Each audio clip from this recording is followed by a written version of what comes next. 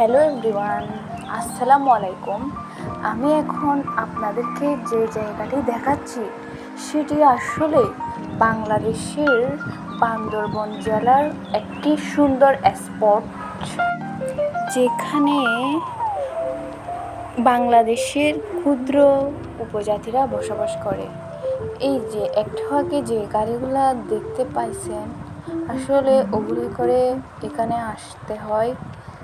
দুর্গম পাহাড়ি এলাকার রাস্তাগুলা দিয়ে আসার সময় চারপাশের প্রাকৃতিক দৃশ্যগুলাই আসলেই অনেক সুন্দর।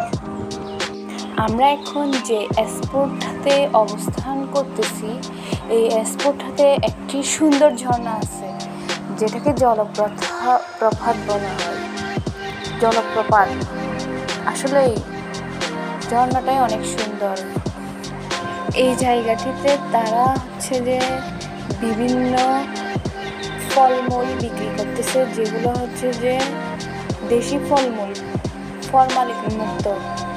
আপনারা যদি ফরমালিন মুক্ত ফলমূল খেতে চান তাহলে বান্দরবনে চলে আসতে পারেন।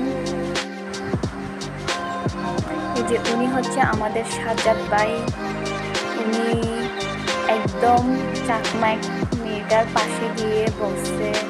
চাকমা মেয়েগুলাই আসলে অনেক সুন্দর। সাজ্জাদ ভাই সেই কারণে মেয়েটার পাশে গিয়ে বসছে। এরপর আমরা যাব এমন একটি জায়গায় যেখানে যে আপনার মেঘের উপর হাঁটা যাবে, মেঘগুলা ছোঁয়া যাবে, এরকম দৃশ্য, মনোমুগ্ধকর দৃশ্য ও অনুভব করা যায়।